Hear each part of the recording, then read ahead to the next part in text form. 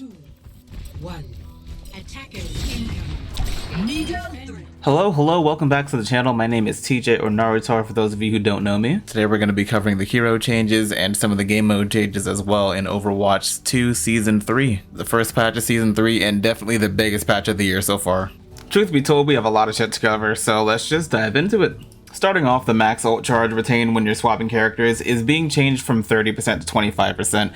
Pretty big deal, all things considering. So a change like this will affect your beginning and your end game. So your first couple of pushes where you're like, okay, this tank, this DPS, this character in particular isn't working out, let's switch over. You're not switching and then walking out of spawn with essentially a third of your total ult charge, only having a quarter of it, which again, you think wouldn't be that big of a deal, but you also think of how many times in a game where it's come down to the absolute wire and you end up dying maybe 2% left to your ult because you didn't get it off in time, because you were fighting for your life and you needed that extra X amount of percent, you know? That goes for offense too. You think of all the times that you're playing a tank, you get rolled, then you switch over, you're about to have your grab because you switch to Zarya, you end up dying just before you're able to get your graviton surge, so you have it next fight, but they also have their support ults on the other side, so they just counteract it. Additionally, in non-role queue game modes, the health pool for tanks will be reduced by 150 across the board, with the exception of Junker Queen by 125. We'll talk about that later. Overall, it'll make game modes such as Deathmatch, Mystery Heroes, Open Queue, or even competitive Open Queue a little bit less frustrating to play against, or to play.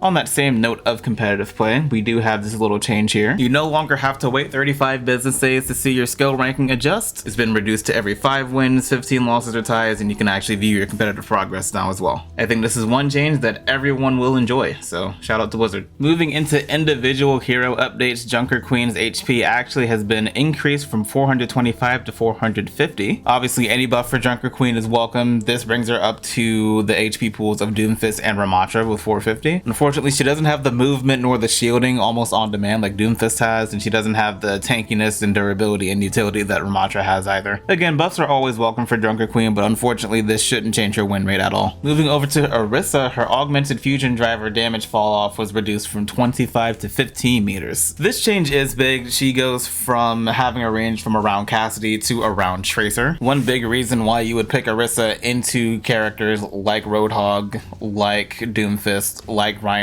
is because you can pressure them from a distance. It's not going to be as much of a distance anymore. Orisa still has an extremely strong kit, so it's not going to be the end of the world for her. However, you can expect some fights to be a lot more up close and personal. It means that she might also lose out in a couple 1v1s versus, again, a handful of DPSs, but that is a very niche scenario that happens very few and far between, so overall change should hurt. I think she'll be in an okay spot though. Moving over to our favorite freedom fighter, Ramatra, his ultimate annihilation now is capped at 20 seconds, and damaging enemies with it will now only slow the timer instead of just pausing it altogether. In addition, his ultimate cost is also increased by 12% overall. I think this change is fair. I think it could be a little bit lower than 20 seconds of a cap, but we'll have to see how it goes for now. Personally, I'm a big fan of using other abilities and other ultimates as references. For example, Valkyrie is 15 seconds, so I think naturally having Ramatra's annihilation also at 15 seconds would be valid. I do like this change overall. It turns him from an unkillable team fighting god of war to somewhat manageable, and you won't have it as frequently because 12% is also a lot. So Ramatra should remain a solid pick. We'll see how it turns out for him. Moving over to Reinhardt, we have a handful of changes here. So his charge cooldowns were being reduced from 8 to 7 seconds. His fire strike is being increased or more reverted from 90 damage to 100 damage, and then we have his earth shatter. So the direct hit damage, meaning that if you are within 1.75 meters of him, that damage from that is being reduced from 250 to 170. The duration of that knockdown is being increased from 2.5 to 2.75 seconds, and the cost of his ultimate is being increased by 7% as well. For his rocket hammer, or just his melee attack if you want to call it that, his knockback impulse is being reduced from 10 to 6. So we have a lot of changes for our big boy Reinhardt, and for the people who don't know me, I don't like Reinhardt. Of course, I always get flack from the community when I say that because Reinhardt's always been the wholesome shield tank, but also Reinhardt requires so many things to justify picking him. Unless you're playing open queue, there are only 2 support slots, and Reinhardt needs cleanse, speed boost, and possibly nano. He needs someone behind him in order to justify why he's holding up his shield in the first place. He does not have good engage on his own. His supports can't be getting dove because Reinhardt has terrible peel. And again, it's hard to play with a Reinhardt or play as a Reinhardt when your DPS are characters that tend to do their own thing, like Pharah, Echo, Genji, Tracer, stuff like that, you know. In my opinion, that's why Reinhardt is a rather underwhelming character and why he is one of the weaker tanks. And notice how in these patch note changes, none of those really help him, at least with addressing his issues anyway. When Ryan has a good comp on his side and plays well into the composition on the other side, he's very much of a win more character, and that's what these changes do. It is very much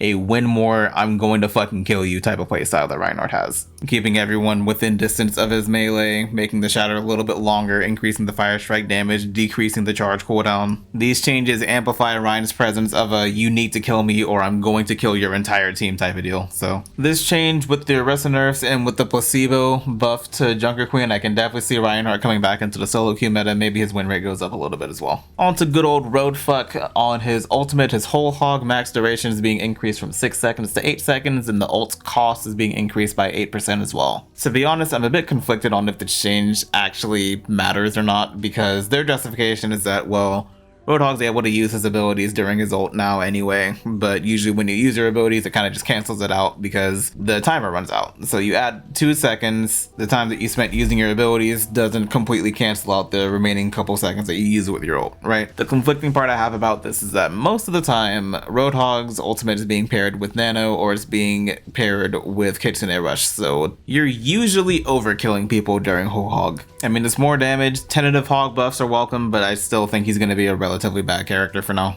Only change we have for Sigma is that his Gravitic Flux ultimate is being increased by 7%. It's not the end of the world. Sigma usually isn't just using his ult on cooldown. He has to use it methodically. He has to wait until certain cooldowns are used up before he pops it anyway. Like, he can't just pop it while Ana on the other team still has her sleep dart, you know, things like that. For the most part, Sigma remains unchanged. Jumping over onto Winston, we have Barrier Projector. Its HP is being reduced from 700 to 650. This change really doesn't matter in my opinion. You are very, very, very rarely actually chewing through Winston's entire shield. The only other character off the top of my head that's really chewing through the entire shield is maybe Bastion, and in that case, Bastion's overkilling the shield and getting directly to Winston, so another one of those random changes. I think Winston will be fine overall. Spinning over to Wrecking Ball, we have our Pile Driver cooldown being reduced from 10 seconds to 8 seconds, the Minefield ultimate cost being increased by 9%, and the arming time on the Minefield being reduced from 1.5 seconds to just 1 second. Also important to note, he is losing 150 health, but is also being replaced with 150 shield. If you didn't know, your shields actually get regenerated if you don't take damage for a certain amount of time, so it will be especially good on Wrecking Ball, being that he likes to get into the back line and then roll over to a health pack. It's weird. I would consider this just like a net buff to him, even though his ult cost is being increased by 9%, the arming time is being reduced by half a second, which is again a 33% cooldown change for him. He'll be overall putting out a bit more damage with this Pile Driver, and he'll have a larger sustained amount of HP pool, but it's also a net nerf to his healers because they're potentially missing out on 150 shielding if, again, assuming they're healing him from like directly out of combat, you know? It's interesting. It's interesting. Ball has always been like a super specific type of character that only, again, certain people play him, you know, unless you're that guy on TikTok that plays from his couch. I can see his win rate going up a little bit more, and again, that's just going to be from the dedicated people that still play him because they know his kit inside and out, so they'll be able to limit test for it. So if I had to make any specific guesses, I would say that his win rate on push maps in particular are going to be higher because I think those are his better maps in all of Overwatch 2. But all the rollouts and the location of the health packs, it's all just complete dog shit, so having a little bit more self-sustain will definitely help him out in the long run for sure. Last tank we have on the list is Zarya. Main change is that her ult cost is being increased by 8%. Similar with Sigma, Zarya can't just ult willy-nilly. She has to wait until certain conditions are met before she actually pops her Graviton Surge, so an extra 8% won't be the end of the world for her. She's a tad bit underwhelming to play right now, but we'll see how the meta shifts for her, if it does. Rolling on to DPS, we have Cassidy, whose combat role is no longer being blocked by enemy player collision, and his Peacekeeper, or just, you know, his fucking gun, you know. The primary fire fall off range being increased from 20 meters to 25 meters. I think overall these are good buffs for Cassidy. I don't see him being picked any more than Sojourn, any more than Soldier 76, Ashe, Widow, or anything, but for the dedicated Cassidy players, this will be a good quality of life and just a good overall change for him. Blasting our way over to Junkrat, his concussion mine max damage is being reduced from 120 to 100 damage. This is one of those changes I look at, and at first you think, okay, well 20 damage off a DPS character, off his, main damage ability, is going to be pretty big, but overall in the grand scheme of things, his lethality combo is a direct impact and a concussion mine. So that does 220 damage instead of doing 240 damage, meaning that he is still overkilling every squishy character except Reaper. So overall changes the matter. Then there are 3 characters here that just have ult cooldown reductions. So May's Blizzard, Pharah's Barrage, and Reaper's Death Blossom. I think the one that has the most significant change would be Reaper's Death Blossom, being 8%. But again, Reaper is still in the same mindset of you can't just walk up and ult willy-nilly. You have to have a certain amount of conditions met before doing so. So then we have Soldier just getting a random recoil buff here. So his primary fire, or just his gun, the amount of shots that it takes to hit the maximum recoil is being increased from 4 shots to 6, and overall the recoil is being reduced by 12%. As someone who plays a hefty amount of Soldier, I will say again, any buff is well appreciated. Recoil being reduced by 12%. Again, Soldier's gun is already relatively easy to control, if not the easiest gun in the franchise to control. I can see these changes definitely helping in the aspect of taking like a long range gunfight or fight against one of the airborne characters like a Pharah, an Echo, or a Mercy just gliding back and forth. But I'll call this the World Cup buff because there's going to be a handful of people that play Soldier worldwide in this in the upcoming tournament. So moving our way over to Sombra, the developer comment reads, Sombra is underperforming after her last round of changes, and to my response is, holy shit, no way, I never would have guessed. Her machine gun pistol damage being increased from 7 to 7.5, and her hack pack duration being increased from 30 seconds to 45 seconds. Obviously these will also help her a little bit. She doesn't have to keep rehacking the same health pack over and over and over and over and over again. The damage on her gun being increased alongside with the bonus damage to people that are hacked should help balance her out from being complete dog shit and being a complete terrorist, so we'll have to see how that plans out. It's always weird balancing Sombra because in the history of Overwatch, whenever Sombra has been remotely meta, the game just simply isn't fun for anyone not Sombra. It usually isn't fun for Sombra's teammates because you don't really get to interact with your teammate, and then you're just at her mercy of setting up maybe a good EMP play. It's not fun being on the other team if you're constantly the victim of being focused by a Sombra either, so it's weird. I enjoy playing Sombra, but I'm also very sympathetic to the people that have to balance her and for the victims that are constantly getting picked on by Sombra. So Symmetra's Photon Barrier ultimate being increased by 10%. Again, just like most of the other characters here, you're not just ulting willy-nilly, you're ulting in order to kind of split the map or to just, again, stop a push, do whatever you need to do. So her ult takes setup. Symmetra as a character still needs to take time to set up everything to get everything picture perfect. So I don't think this will necessarily change exactly how she's played, her win rate, etc. Similarly, with Torbjorn's deploy turrets, the base health is being reduced from 250 to 225. Most of the time, Torbjorn is setting up his turret to where it's going to be at its maximum efficiency, but also at the maximum fall-off range from the other characters on the other team. Maybe you don't have to burn that Helix rocket, maybe you don't have to use the entire Sojourn right-click or the Fire Strike or whatever you have to throw at it to make sure that turret dies now,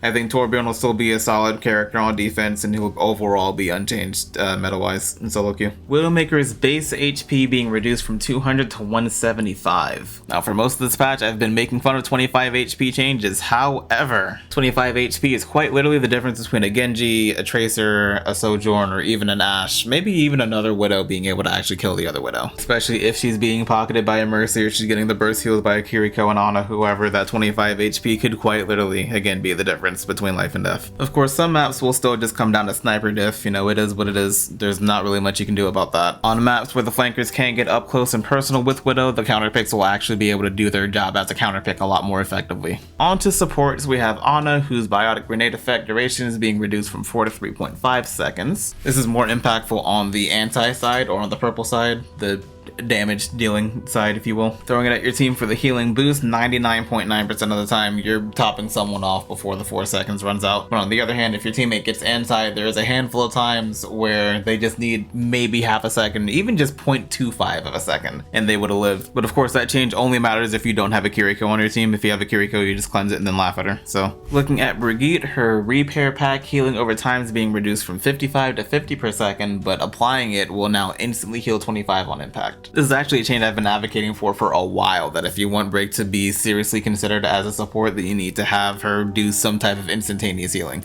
I would like to see her stun come back in some way, shape, or form. It really killed Break to have her shield reduced and have basically all of her effective utility aside from her mace gutted from her kit. I think this is definitely a step in the right direction when it comes to Brigitte, but I don't see any valid reason as to why you would pick her aside from picking, you know, Lucio or someone. Additionally, the cost for Rally, her ultimate, is being reduced by 10%. Again, she'll have it up more during games, but if I had to choose between Rally or Sound Barrier, I'm picking Sound Barrier, then I'm going to Speed, you know? Like, I personally would love for Break to be a playable character, not to be a complete terrorist like she was during the GOATS meta, but just, you know, to be somewhat playable. On that same vein of a note, we have Lucio, whose Sound Barrier ultimate cost is being reduced by 7%. With Sound Barrier, you're using it to initiate a push when your teammates are all there. Like I mentioned, you Sound Barrier, then you speed boost in, or you're using it to counter a specific ult like Nano Blade, Nano Visor, whichever. I'm sure Frogger's gonna make some insane schizophrenic post about it, but I don't think Lucio gets buffed as much as a 7% boost would intend or imply it to be. So moving on to Mercy, we basically have like the 15th rework for this character. The cooldown for Guardian Angels being increased from 1.5 to 2.5 seconds, and then doing your movement tech and jump canceling the ability with GA will now make that move go 20% slower. Her primary healing channel is being reduced from 55 to 45, but it's also being increased by 50% for allies under half HP. Jesus fucking Christ, that's a handful. The regeneration passive was removed, so if you didn't know, every support has a regeneration passive to where if you're not taking damage, your HP just comes back naturally. And it's being replaced with a new passive, Sympathetic Recovery, so where she heals herself for 25% of whatever she's healing out. So looking at these changes from all three sides, so Mercy, her teammates, and the people playing against Mercy. So let's look at it from the Mercy side first. Having your movement speed and having your little escape tool nerfed kinda sucks. The movement tech doesn't affect her teammates, but it does affect the people shooting at her. So having that movement speed reduced a little bit does obviously make it easier to kill her, make her a little bit less